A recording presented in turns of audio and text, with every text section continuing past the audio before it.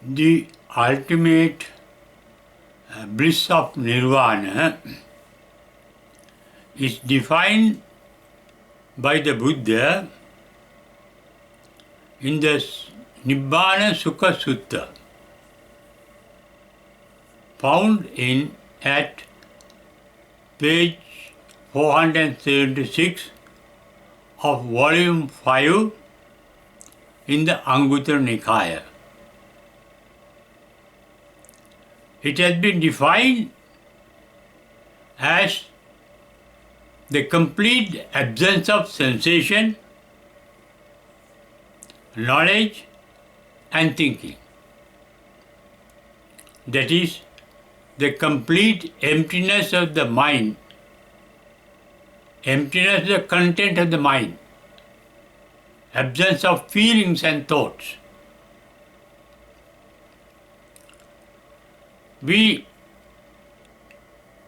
develop the process of thinking and feeling about the information that we receive through our sense organs by thinking of them. Thinking or the formation of thought is based on our liking, disliking and ignorance of the reality of sensory perception, what is perceived by sense. Because all our sense organs are limited in their capacity to know the reality of the respective sensory objects. We have a limited sight, we have a limited hearing, we have a limited smell. We cannot sniff or smell even what the nose of a dog can smell. Our sensations are weak. Therefore, the world that we know or experience is created in our mental experience based on the inadequate, wrong information supplied by our sense organs. That is, through the sensation of sense organs. Therefore, as I mentioned earlier, the Nibbana Sukha Sutta at the Anguttara Nikaya, volume 5, page 476,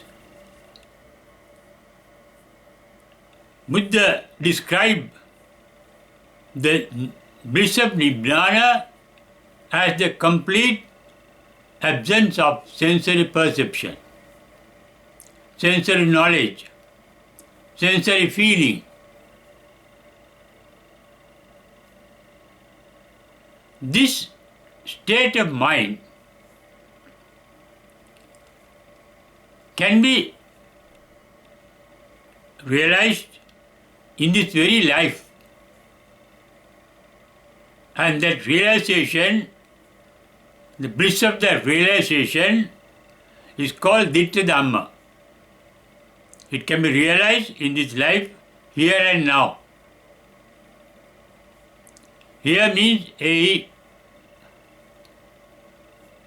Pasiko, can be seen here. Sandittika, it can be now. At any moment, at any place, we can realize the bliss of Nirvana if the mind is free of all sensation, knowledge and thinking. That is why Buddha, in his first period of joy after enlightenment, says, as it is recorded in the Jaravagga of Dhammapada, Visankara Gatan Chitta, meaning thinking ceased at the enlightenment. No thinking. No thinking means the absence of the causes of thinking. As I mentioned earlier, we think of things that we like, dislike, or get delusion or illusion by our sensation. Liking is referred to in the Buddha's language as raga, disliking as dosa, and ignorance caused by illusion and delusion as moha. Therefore, in the Nibbana Sutta, Buddha defined Nirvana as the complete absence of raga, dosa, moha. Raga koyo, dosa koyo, moha koyo, idang muchyati Nibbana. Meaning, the absence of liking, disliking, and illusions caused by the ignorance of our mind. Therefore, at the enlightenment, with the absence of raga, dosa, and moha, complete absence, the mind ceased to think of sensation. Even on the path to Nibbana, the shortest cut to Nirvana that the Buddha preached, the ascetic called Bahya, nicknamed as Dharcharya, in the Kuddaka Nikaya. The sutra starts at page 142. There's a saying, Buddha's advice, at page 144, saying, the shortest cut to Nirvana is Ditte Dittamatam Vaisati, Sute Sutamatam Vaisati, Mute Mutamatam Vaisati, Vinyate Vinyatamatam Vaisati. Be aware of what our eye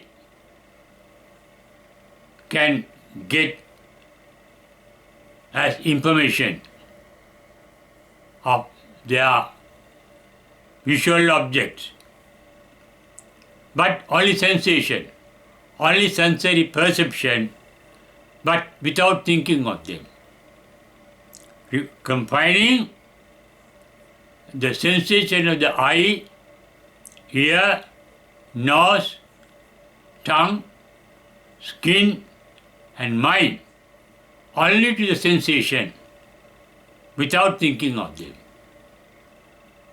At enlightenment, after enlightenment, the process of thinking ceases, visankara gatan chittang, as I mentioned earlier, in the Jaravagga Dhammapada, because enlightenment means, as defined in the Nibbana Sutta, Nirvana is the complete absence of raga, dosa, and moha, that is, the absence of liking, disliking, and illusion caused by ignorance.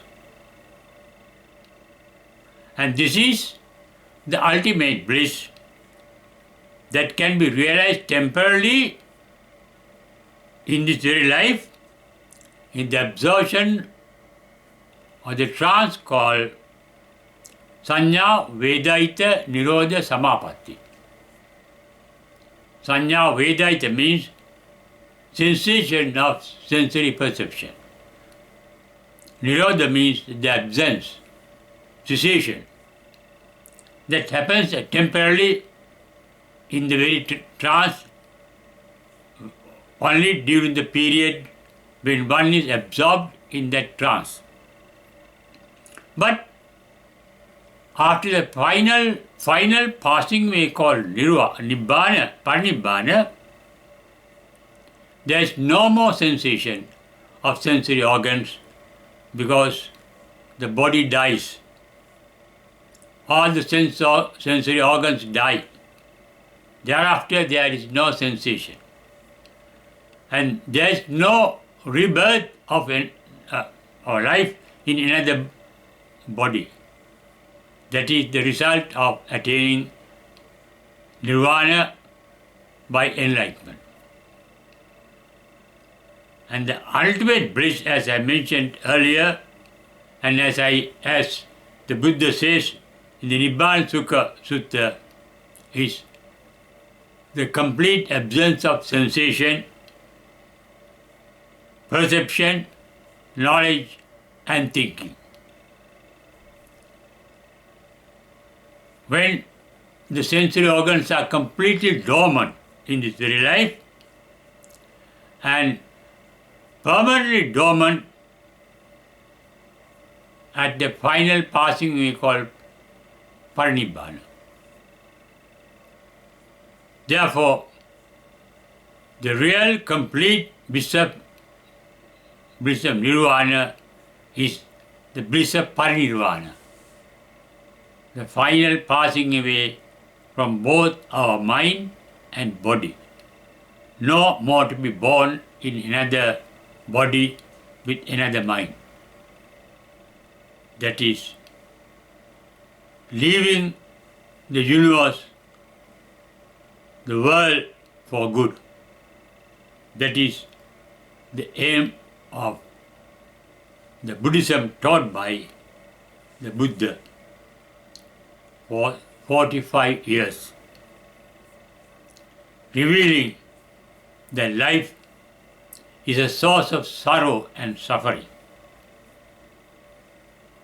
Through birth, decay, sickness, death, loss of friends, incoming of enemies, loss of things and beings that are dear, and coming in contact with things and beings unpleasant. That is the source of sorrow and suffering in our very life.